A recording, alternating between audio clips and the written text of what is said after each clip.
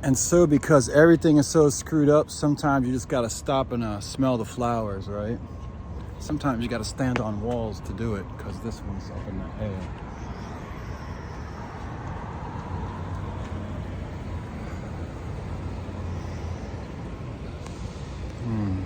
Nice.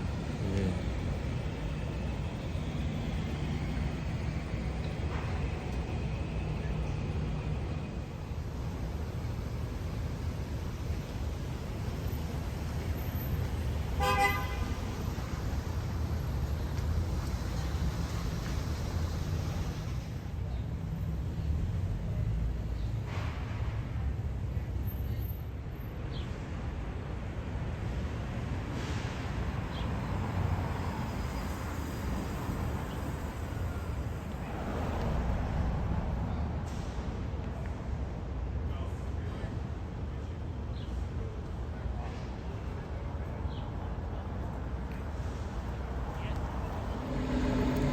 And in other news, they're cleaning up the statue in front of the Library of Congress. And two of these guys with this aquatic guy statue, two of them have their dicks covered and one of them doesn't. Look.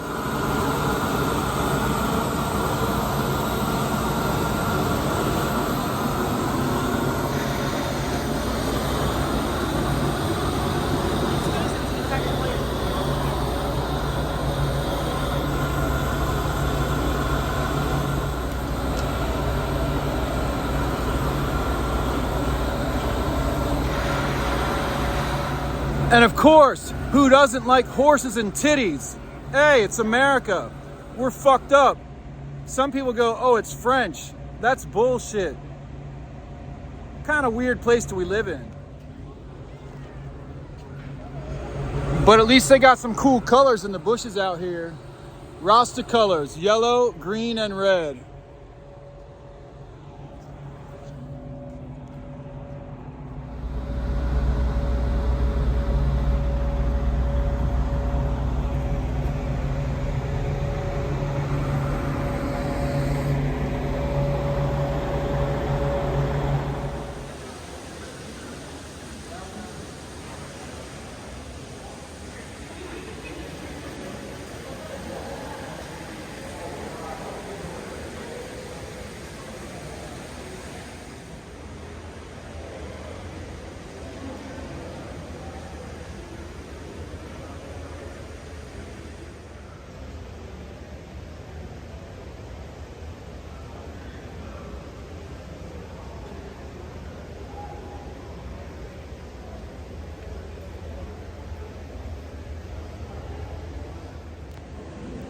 So I'm not a genius.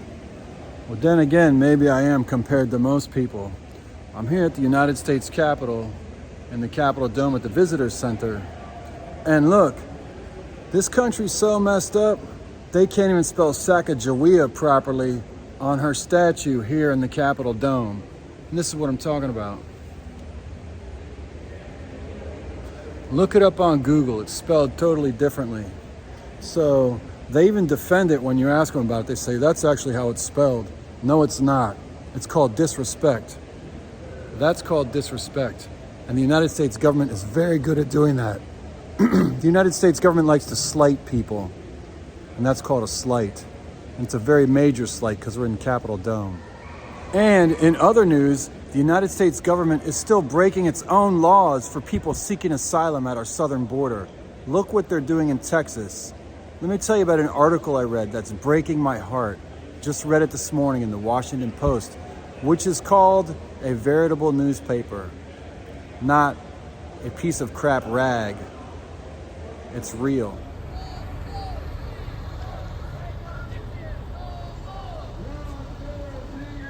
Shame on you. You are a Zionist, not a Jew. Isaac Herzog, shame on you. You are a Zionist, not a Jew. Isaac Herzog, shame on you. You are a Zionist, not a Jew. Isaac Herzog, shame on you. You are a Zionist, not a Jew. Isaac Herzog, shame. Thank you. You don't speak in the Jewish name. Isaac Herzog, shame. You don't speak in the Jewish name. Israel is not the Jewish name. So what I find nauseating is an article that I saw in the newspaper today about the United States of America and the border in Mexico, between Mexico and Texas in the United States. And it was an article that said that a couple came through, a husband and a wife, and the United States decided to incarcerate the husband and let the woman free to go run free in the United States.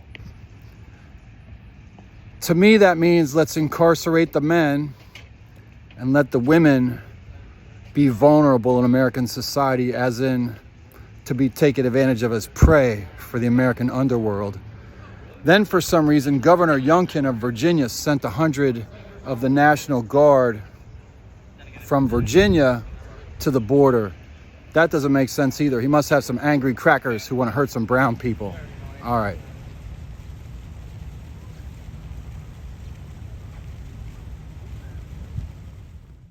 From the Washington Post, dated July 18th, 2023. Mr. Youngkin's border folly. Claiming to be responding to lax border security, Virginia is spending precious resources to send National Guard troops to the Texas-Mexico border, as reported in the July 10th Metro article, 100 National Guard members deploy to Texas border on Youngkin orders. I was at the border this month in Del Rio, Texas, and witnessed how troops are being used to secure the border. Just one example. A 40-year-old woman and her husband were fleeing death threats from drug gangs in their hometown in Mexico. At the border, Mexican troops showed them where best to cross the Rio Grande.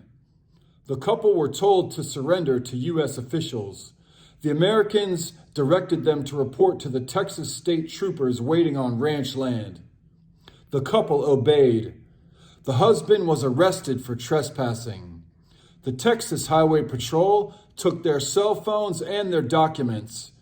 The woman told me she was released. She made her way to a humanitarian respite center where I met her.